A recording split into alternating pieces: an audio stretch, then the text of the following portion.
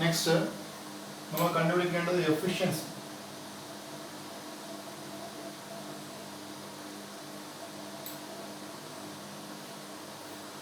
എന്താണ് എഫിഷ്യൻസി എന്ന് ചോദിച്ചാൽ എന്തുമാത്രം എഫിഷ്യൻ്റ് ആണ് അല്ലെ, എന്തുമാത്രം ഔട്ട്പുട്ട് നമുക്ക് തരുന്നുണ്ട് എന്നുള്ളതാണ് നമ്മൾ നോക്കുന്നത്. അപ്പോൾ ഇവിടെ എ സിയെ ഡി സി ആക്കി മാറ്റുകയാണ്. അപ്പോൾ എന്തുമാത്രം ഔട്ട്പുട്ട് ഡി സി ഔട്ട്പുട്ട് നമുക്ക് കിട്ടുന്നുണ്ട് എന്നുള്ളതാണ് എഫിഷ്യൻസി കൊണ്ട് ഉദ്ദേശിക്കുന്നത്. കൊടുത്തതിനേക്കാൾ അല്ലെങ്കിൽ കൊടുത്തതിൻ്റെ എത്ര നമുക്ക് ഔട്ട്പുട്ട് കിട്ടുന്നുണ്ട്.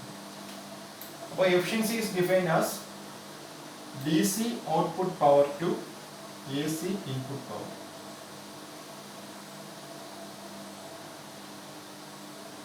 ഡി സിയിൽ നമുക്ക് കിട്ടുന്നത് അപ്പോൾ ഡി സിയുടെ പവർ ബൈ എ സിയുടെ പവർ, അതാണ് എഫിഷ്യൻസി. അപ്പോൾ നമുക്ക് ഔട്ട്പുട്ടായിട്ട് കിട്ടുന്ന ഡി സിയുടെ പവർ പിടിക്കണം, ഇൻപുട്ടായിട്ട് കൊടുത്ത എ സിയുടെ പവർ പിടിക്കണം. രണ്ടും തമ്മിലുള്ള റേഷ്യോ എടുത്തു കഴിഞ്ഞാൽ അതാണ് എഫിഷ്യൻസി. അപ്പോൾ നമുക്ക് അറിയാൻ പറ്റും കൊടുത്ത എ സിയുടെ എത്ര ഭാഗം ഡി സിയിൽ മാറി. ഇനി പവർ എന്ന് പറഞ്ഞാൽ ഇലക്ട്രിക്കൽ പവർ ആണല്ലോ. അപ്പോൾ 3 ഇക്വേഷൻ നമ്മൾ പഠിച്ചിട്ടുണ്ട്. VI V² by R I². നമ്മൾ I² ആണെന്നുള്ള ഇക്വേഷനാണ് യൂസ് ചെയ്യുന്നത്. I². അപ്പോൾ ആദ്യമേ ഡി സി പവർ ആണ്. ഡി സി പവർ വേണമെങ്കിൽ TDC വേണമെങ്കിൽ IDC അറിയണം. അവിടുത്തെ ഡി സി കറണ്ട് അറിയണം അല്ലേ. അപ്പോൾ നമ്മൾ സാധാരണ നോർമൽ എന്ത് ചെയ്യും, ഒരു കോൺസ്റ്റന്റ് വാല്യൂ ആണെങ്കിൽ ആ വാല്യൂ നമ്മൾ പറയും. ഇപ്പം 1 അല്ലെങ്കിൽ 2 അല്ലെങ്കിൽ 3 എന്നുള്ള വാല്യൂ നമ്മൾ പറയും. പക്ഷെ ഇവിടെ നമുക്ക് കിട്ടിയ ഔട്ട്പുട്ട് എങ്ങനെയാണ്, വാല്യൂ കോൺസ്റ്റന്റ് അല്ല. 0 മാക്സിമം 0, പിന്നെ കുറേ സമയത്തേക്ക് ഇല്ല. 0 മാക്സിമം 0, പിന്നെ കുറേ സമയത്തേക്ക് 0 മാക്സിമം 0. അപ്പോൾ വാല്യൂ കോൺസ്റ്റന്റ് അല്ല. അപ്പോൾ നമ്മൾ ചെയ്യുന്നത് എന്തായിരിക്കും, ആവറേജ് പറയുക എന്നുള്ളതായിരിക്കും അല്ലേ. അപ്പോൾ IDC നമുക്ക് എടുക്കുമ്പോൾ ഒരു കറക്റ്റ് നമുക്ക് വാല്യൂ നമുക്ക് പറയാനില്ല, കാരണം വാല്യൂ മാറിക്കൊണ്ടിരിക്കുകയാണ്. സോ അവിടുത്തെ ആവറേജ് വാല്യൂ ആയിരിക്കും നമ്മൾ അവിടുത്തെ DC വാല്യൂ ഇട്ട് പറയുക. ഇനി ഇതിൻ്റെ ആവറേജ് ആണ് വിളിക്കും. അപ്പോൾ ടൈമിനനുസരിച്ച് കണ്ടിന്യൂസ് ആയിട്ട് മാറിക്കൊണ്ടിരിക്കുകയല്ലേ. അപ്പോൾ ഒരു ഫംഗ്ഷൻ്റെ ആവറേജ് ടൈമിനനുസരിച്ച് മാറുന്ന ഫംഗ്ഷൻ്റെ ആവറേജ് വിളിക്കാൻ average of a function f(t) എന്താണ്, 1 time period 0 to time period f(t) dt. 1/t integral 0 to t f(t) dt.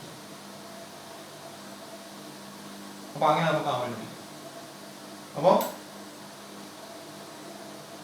IDC എന്ന് പറഞ്ഞാൽ എന്തായിരിക്കും, ആവറേജ് ഓഫ് I(t) ആയിരിക്കും. അവിടെ ഒഴുകുന്ന കറണ്ടിന്റെ ഔട്ട്പുട്ടിൽ ഒഴുകുന്ന കറണ്ടിന്റെ ആവറേജ് ആയിരിക്കും. Is equal to 1/t integral 0 to t I(t) dt. ഇനി I(t) എന്തായിരിക്കും, ഇതിന്റെ ഭാഗമാണ് നമുക്ക് കിട്ടിയത്. അപ്പോൾ AC നേച്ചർ തന്നെയാണ്. I = I0 sin ωt ആണ്. AC ആകുമ്പോൾ I = I0 sin ωt ആണ്. അപ്പോൾ I(t) എന്ന് പറഞ്ഞാൽ I0 sin ωt ആ കാണുന്ന കറണ്ടിന്റെ ഇക്വേഷൻ. അപ്പോൾ ഈസ് ഈക്വൽ ടു 1/t എന്ന് ഞാനൊന്ന് മാറ്റുന്നു. 0 to t/2 I(t) dt plus t/2 to t I(t) dt. ഞാനിവിടെ 0 മുതൽ t വരെയുള്ള കാര്യമാണ്. അപ്പോൾ ഞാൻ എന്ത് ചെയ്യുന്നു, 0 മുതൽ അതിൻ്റെ പകുതി വരെയുള്ള കാര്യം എടുക്കുന്നു. 0 to t/2 എന്നിട്ട് t/2 രണ്ടും കൂടെ ആഡ് ചെയ്യുന്നു. അപ്പോൾ ടോട്ടൽ കിട്ടും. ഇനി നമ്മൾ നോക്കിക്കഴിഞ്ഞാൽ ഇതായിരുന്നു നമ്മുടെ AC. അവിടുന്ന് കിട്ടിയ ഔട്ട്പുട്ട് ഇതാണ് DC. ഇത് 0 t/2 t യുടെ ടൈം പീരീഡ്, ഒരു ഫുൾ ACയുടെ ടൈം പീരീഡ് 0 t. ഇത് അതിൻ്റെ ഹാഫ് സൈക്കിൾ, അടുത്ത ഹാഫ് സൈക്കിൾ. അപ്പോൾ ഇത് 0, ഇത് t/2, ഇത് t. അപ്പോൾ ഔട്ട്പുട്ട് നോക്കിയാൽ 0 to t/2 വരെ മാത്രമേ കറണ്ട് ഉള്ളൂ. അടുത്ത ഹാഫ് സൈക്കിളിന്റെ സമയത്ത് കറണ്ട്, അപ്പോൾ t/2 to t കറണ്ട് ഇല്ല, ഈ സമയത്തെ കറണ്ട് ഉള്ളൂ. അപ്പോൾ ആവറേജ് എടുക്കുമ്പോൾ ഇതിവിടെ തന്നെ ആവശ്യമുണ്ട്. ഇവിടെ കറണ്ട് ഇല്ലാത്തതിൻ്റെ ആവറേജ് എടുക്കാൻ പറ്റില്ല, 0 ആയിരിക്കും. അതുകൊണ്ട് ഈ ഭാഗത്തിന്റെ വാല്യൂ 0 ആയിരിക്കും.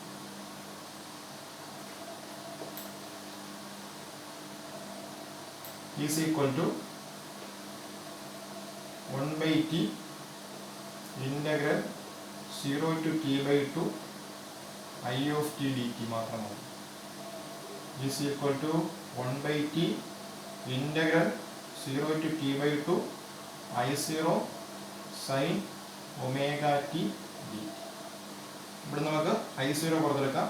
I0/t integral 0 to t/2 sin omega T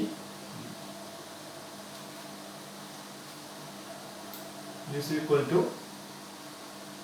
I0/t sin omega T. അപ്പോൾ ഫംഗ്ഷൻ ഓഫ് എ ഫംഗ്ഷൻ ആണ്. സൈൻ ഫംഗ്ഷൻ്റെ കൊണ്ട് ഒമേഗ ടി ടൈമിൻ്റെ ഫംഗ്ഷൻ ആണ്.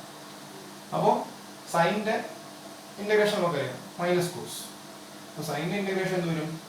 Minus cos omega T. അപ്പോൾ സൈൻ ഒമേഗ ടി എന്നത് മൈനസ് കോസ് ഒമേഗ ടി ആവും. പിന്നെ അതിൻ്റെ അകത്തൊരു ഫംഗ്ഷൻ ഉണ്ട്. അപ്പം അതിൻ്റെ ഡെറിവേറ്റീവ് ഉണ്ട് ഒമേഗ.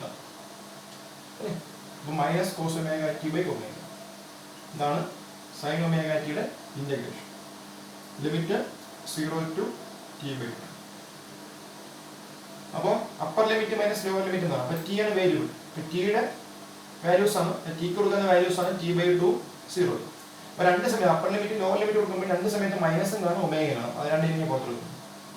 അപ്പോൾ മൈനസ് I0/ഒമേഗ ടി. ഈ ഒമേഗ ഇങ്ങനെ പുറത്തു വന്നു. ഒമേഗ ടി ബാക്കി എന്ത് വരും? Cos omega T 0 to t/2. കാരണം ഇവിടെ ടി ആണ് വേരിയബിൾസ്.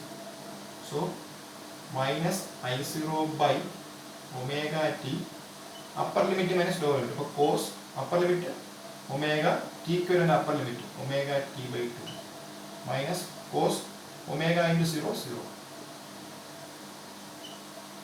ഇനി നമ്മൾ നോക്കിയാൽ നമ്മൾ എന്ത് പഠിച്ചിട്ടുണ്ട്? ടി ഈസ് ഈക്വൽ ടു 2π/ω എന്ന് വിളിച്ചിട്ടുണ്ട്. Omega is equal to 2π/t എന്ന് വിളിച്ചിട്ടുണ്ട്. Therefore, omega t is equal to 2π. അപ്പോൾ മൈനസ് I0 ഒമേഗ ടിക്ക് വരും 2π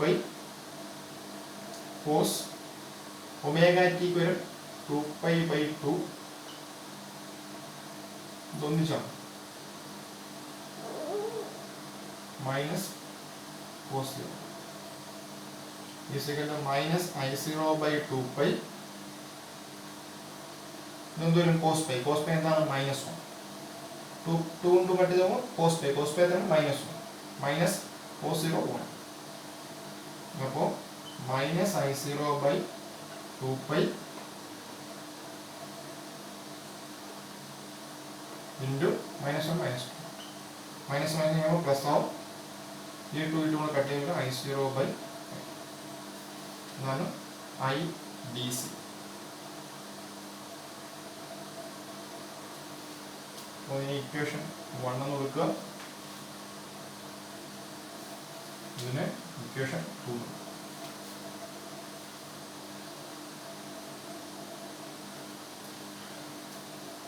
ഇനി നമുക്ക് വേണ്ടത് PDC ആണ്. PDC എന്തായിരിക്കും? IDCയുടെ സ്ക്വയർ ഇൻറ്റു അത് അപ്ലൈ ചെയ്യപ്പെടുന്ന റെസിസ്റ്റൻസ്. DC ഫ്ലോ ചെയ്യുന്ന RL കൂടിയാണ്, ലോഡ് റെസിസ്റ്റൻസിൽ കൂടിയാണ്. അപ്പോൾ RL. അപ്പോൾ PDC is equal to I0² into IDC എത്രയാണ്? I0/π ആണ്. അപ്പോൾ I0²/π² into RL. Equation number. അപ്പോൾ നമുക്ക് എന്ത് കിട്ടി? PDC കിട്ടി. അടുത്ത എന്ത് വേണം? PAC വേണം. PAC. അപ്പോൾ ഈ രണ്ട് വാല്യൂസ് നോക്കി വെച്ചിരിക്കും. നിങ്ങളുടെ മൈൻഡ്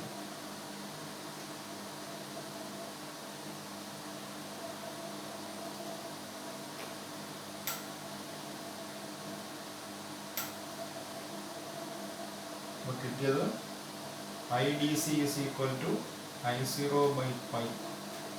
ഇക്വേഷൻ 2 കിട്ടി. PDC is equal to I0²/π² RL. Equation 3.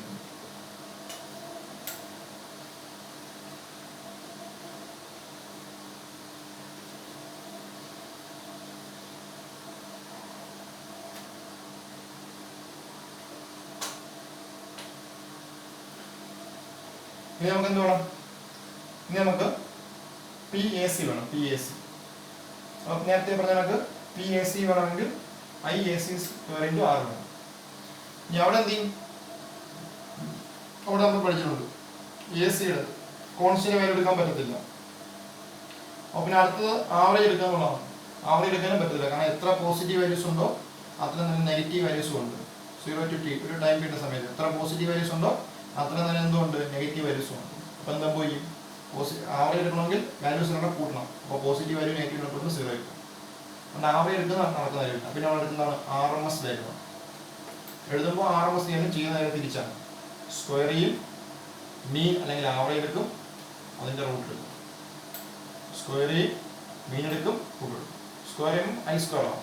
അവസാനം റൂട്ട് എടുക്കുമ്പോൾ വീണ്ടും I ആയിരിക്കും.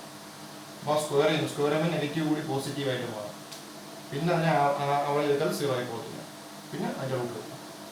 അപ്പോൾ RMS വാല്യൂ കണ്ടുപിടിക്കുന്നത്. ഇനി RMS വാല്യൂ കണ്ടുപിടിക്കാം. നമ്മൾ എഴുതുന്നുണ്ട് I of t.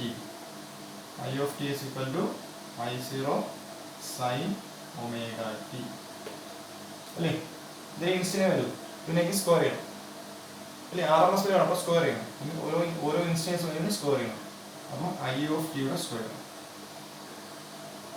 അപ്പോൾ I0 square sin square omega t അല്ലേ? I0 square sin square omega t. ഇനി ഇതിന്റെ ആവറേജ് എടുക്കണം. അപ്പോൾ നമ്മൾ എന്ത് ചെയ്തു? ഇൻസ്റ്റൻസ് വാല്യൂവിന് സ്ക്വയർ ചെയ്തു. സ്ക്വയർ ചെയ്ത് അടുത്തെന്ന് പറയുന്നത് ആവറേജ്. അപ്പോൾ ഇതിന്റെ ആവറേജ് എടുക്കണം. So average of I of t യുടെ square is equal to 1/t. ഒരു ഫംഗ്ഷൻ ആവറേജ് വിളിക്കാൻ നമ്മൾ പഠിച്ചിട്ടുണ്ട്. 1/t integral 0 to t. അവിടുത്തെ ഫംഗ്ഷൻ, ഇവിടുത്തെ ഫംഗ്ഷൻ ഇപ്പോൾ ആരാണ്? I of t ആണ്. I of t യുടെ സ്ക്വയർ d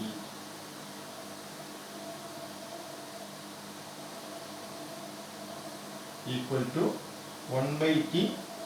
നേരത്തെ പറഞ്ഞ സ്പ്ലിറ്റ് ചെയ്യുന്നു. 0 to t/2 I of t യുടെ square dt plus t/2 to t I of t യുടെ സ്ക്വയർ dt. ഇതിനകത്ത് ഈ ടേം എന്തായി പോകും? 0 ആയി പോകും. കാരണം പോസിറ്റീവ് ഹാഫ് സൈക്കിൾ വരുമ്പോൾ ഡയോഡ് കണ്ടക്ട് ചെയ്യും. അപ്പോൾ സർക്യൂട്ടിൽ കറണ്ട് ഉണ്ടാവും. നെഗറ്റീവ് ഹാഫ് സൈക്കിൾ വരുമ്പോൾ t/2 to t negative half cycle ആണല്ലോ. ആ സമയത്ത് ഡയോഡ് ഇൻസുലേറ്ററിനെ പോലെ ആക്ട് ചെയ്യും. അപ്പോൾ സർക്യൂട്ടിൽ കറണ്ട് ഫ്ലോ ഇല്ല. അപ്പോൾ ആ AC എന്ത് ചെയ്യുന്നില്ല? അപ്ലൈ ചെയ്യപ്പെടുന്നില്ല. അപ്പോൾ ഈ അപ്ലൈ ചെയ്യപ്പെടുന്ന ഇതേ ഉള്ളൂ. ഇതിനെയാണ് DC ആക്കി മാറ്റുന്നത്. അപ്പോൾ 0 ഇവിടെ നമുക്ക് എന്താ മതി? 0 to t/2 മതി. കാരണം t/2 to t എന്ന് പറഞ്ഞാൽ നെഗറ്റീവ് ഹാഫ് സൈക്കിൾ എന്ത് ചെയ്യപ്പെടുന്നില്ല? സർക്യൂട്ടിൽ അപ്ലൈ ചെയ്യപ്പെടുന്നില്ല. അപ്പോൾ equal to 1/t integral 0 to t/2 I of t യുടെ square d is equal to 1/t integral 0 to t/2 I of t ആകുമ്പോൾ I0 square sin square omega t dt is equal to 1/t. എന്നിട്ട് I0 പുറത്തെടുക്കാം. അപ്പോൾ I0 square അല്ലേ? I0 square പുറത്തെടുക്കാം. I0 square by t integral 0 to t/2 sin square omega t dt is equal to I0 square by t. ഇത് നമുക്ക് എന്ത് ചെയ്യാൻ പറ്റത്തില്ല? x raised to എന്നുള്ള ഫോമിൽ ചെയ്യാൻ പറ്റത്തില്ല. x raised to എന്നുള്ള ഫോമിൽ ചെയ്യാൻ പറ്റത്തില്ല. പകരം നമ്മൾ എന്ത് ചെയ്യും? cos 2θ വെച്ചെടുത്തു. എന്താണ് cos 2θ? cos 2θ is equal to cos square theta minus sin square theta അല്ലേ? അപ്പോൾ cos 2θ is equal to cos square theta എന്താണ്? 1 minus sin square theta ആണ്. അപ്പോൾ 1 minus sin square theta minus അപ്പോൾ 1 minus 2 sin square theta. അപ്പോൾ ഇവിടെ എന്ത് വരും? ഈ മൈനസ് ഇപ്പോൾ നമ്മൾ 2 sin square theta is equal to 1 minus cos 2 theta അല്ലെങ്കിൽ sin square theta is equal to 1 minus cos 2 theta by sin square theta ഒരു ഇതെടുക്കും. അപ്പോൾ അതിനെപ്പോൾ എന്ത് ചെയ്യുന്നു?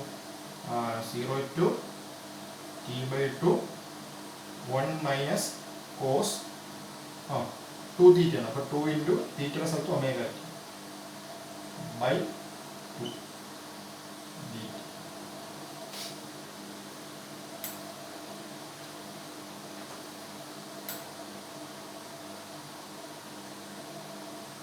ഈസ് ഈക്വൽ ടു ഈ 2 ഞാൻ പുറത്തെടുക്കാം I0 സ്ക്വയർ ബൈ 2t. പിന്നെ ബാക്കിയുള്ളത് 1 minus cos 2 omega T D T. അപ്പം അത് രണ്ടാക്കി എഴുതാം. Integral 0 to T by 2 1 into D T ആണ് D T minus integral 0 to T by 2 cos 2 omega T D T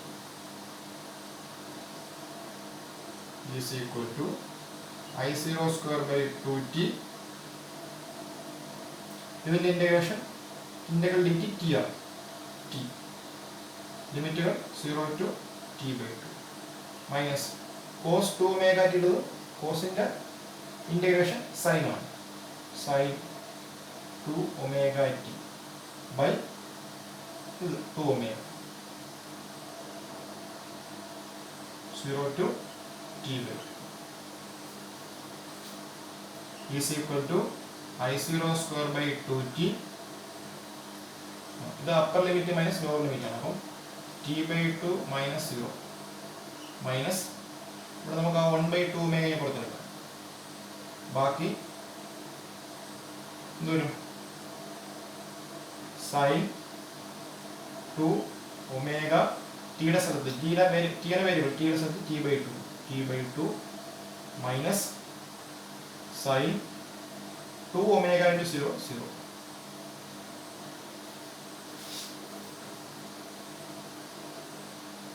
is equal to I0 square by 2t എന്താവും t by 2 മൈനസ് 1/2 omega sine 2 omega T by 2. അപ്പോൾ 2 ഉം 2 വിട്ടിട്ട് omega T 2π ആണെന്ന് തെളിയിച്ചു. അപ്പോൾ sign 2π minus sign 0 ആണ്. is equal to I0 square by 2t t by 2 minus 1/2 omega sin 2π 0 ആണ്. 0 minus 0 0. അപ്പോൾ ഈ ടേം പോകും. ബാക്കി I0 square by 2t into t by 2. അപ്പോൾ എന്ത് വരും? t കട്ട് ചെയ്ത് പോയിട്ട് I0 square by 4. ഇതാണ് എന്ത് ആവറേജ് ഓഫ് I ഓഫ് ടിയുടെ square I0 square by 4. IAC എന്ന് പറഞ്ഞാൽ IRMS ആണ്. IRMS എന്ന് പറഞ്ഞാൽ ഇൻസ്റ്റന്റേനിയസ് വാല്യൂ എടുക്കുന്നു I ഓഫ് ടി, അതിനെ സ്ക്വയർ ചെയ്യുന്നു അല്ലേ? ഇൻസ്റ്റന്റേനിയസ് വാല്യൂയുടെ സ്ക്വയർ, പിന്നെ അതിന്റെ മീൻ, പിന്നെ അതിന്റെ റൂട്ട്. അപ്പോൾ ഇൻസ്റ്റന്റേനിയസ് വാല്യൂയുടെ സ്ക്വയർ, പിന്നെ അതിന്റെ മീൻ അല്ലെങ്കിൽ ആവറേജ്, പിന്നെ അതിന്റെ റൂട്ട്, അതാണ് IRMS. ഇവിടെ എന്ത് വരും? ഇവിടെ റൂട്ട് ഓഫ് നമുക്ക് എന്ത് കിട്ടി? Root of I0 square by 4 എന്ന് കിട്ടി. അപ്പോൾ അവിടുന്ന് IAC is equal to I0 by 2. IAC is equal to I0 by 2. Equation number 4.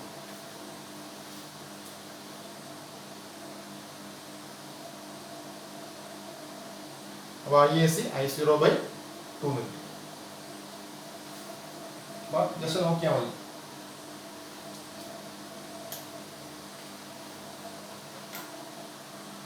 അപ്പോൾ IAC is equal to I0 by 2.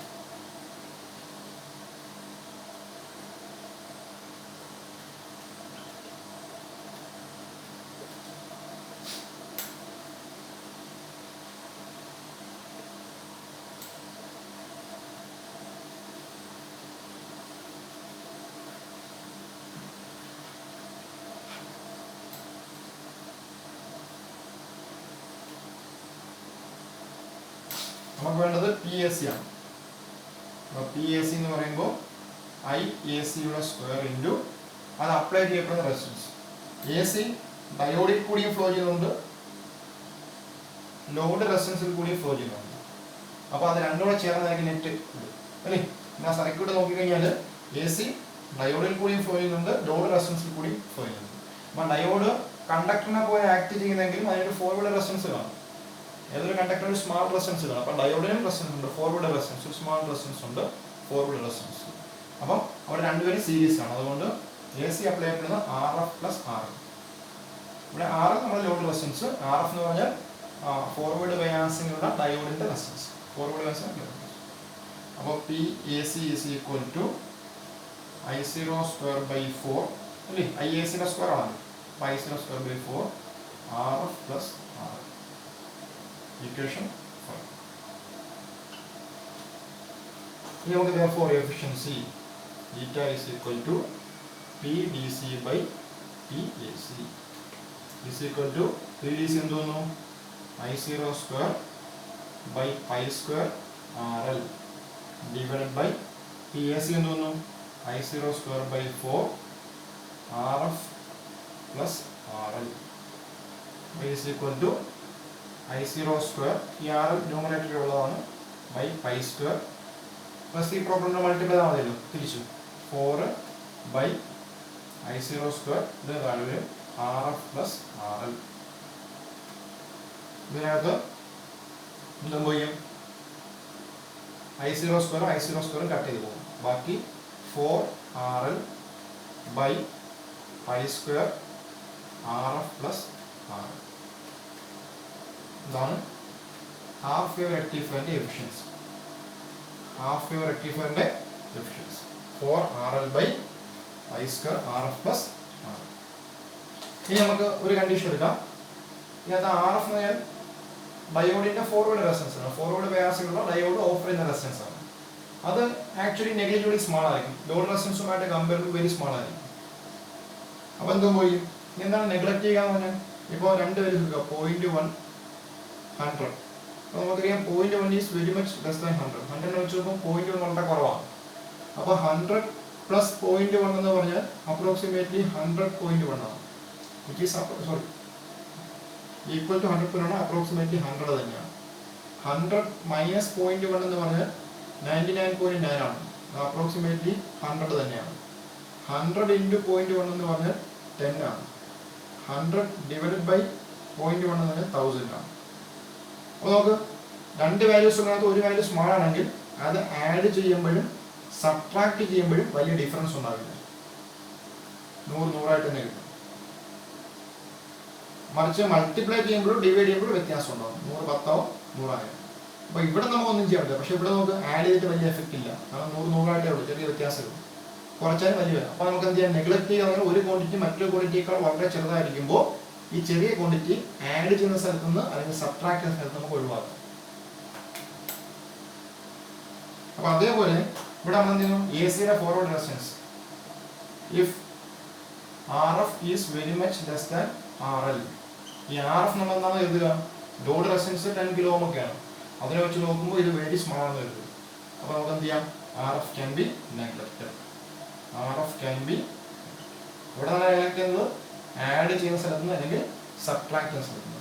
therefore efficiency എന്ത് വരും, 4RL by pi square RF plus RL ആണ്. അപ്പോൾ RF add ചെയ്യണ്ട, R മാത്രം മതി, RL. അപ്പോൾ RL cut ചെയ്ത് പോയിട്ട് 4RL by RL കട്ട് ചെയ്ത് പോയി, ബാക്കി 4 by pi square. ഈറ്റ ഈസ് ഈക്വൽ ടു 0.406 അല്ലെങ്കിൽ ഈറ്റ ഈസ് ഈക്വൽ ടു 40.6%. ഇതാണ് efficiency, half wave rectifier efficiency. പകുതി പോലും ഇല്ല, ഹാഫ് വേവ് റെക്ടിഫയർ എഫിഷ്യൻസി ഇത്രയില്ല, പകുതി പോലും ഇല്ല, 50% പോലും അതിനേക്കാൾ. അപ്പോൾ എഫിഷ്യൻസി എന്ന് പറഞ്ഞാൽ DC പവർ ബൈ AC ആണ്. അടുത്ത ഫുൾ വേവ് റെക്ടിഫയർ എഫിഷ്യൻസി പിടിക്കാറുണ്ട്, അത് നിങ്ങൾ തന്നെ ചെയ്യേണ്ടി വരും, അതിനാണ് ഇത്രയും ഡീറ്റെയിൽ ആയിട്ട് ഇത് പറയുന്നത്. അപ്പോൾ PDC ബൈ PAC ആണ്. അപ്പോൾ കൊടുത്ത AC പവറിന്റെ എത്ര ഭാഗം DC പവറാക്കി മാറ്റി നമ്മൾ നോക്കുന്നത്. ഇനി പവർ എന്ന് പറഞ്ഞാൽ I², ഇലക്ട്രിക്കൽ പവർ ആയതുകൊണ്ട് I² R ആണ്.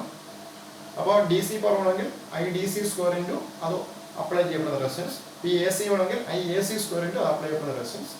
അപ്പോൾ IDC എന്ന് പറഞ്ഞാൽ നമുക്കറിയാം ഇവിടെ കോൺസ്റ്റന്റ് അല്ല, പൾസേറ്റിംഗ് ഉള്ള DC നമുക്ക് കിട്ടിയത്, പൾസേറ്റിംഗ് DC ആണ് കിട്ടിയത് അല്ലേ.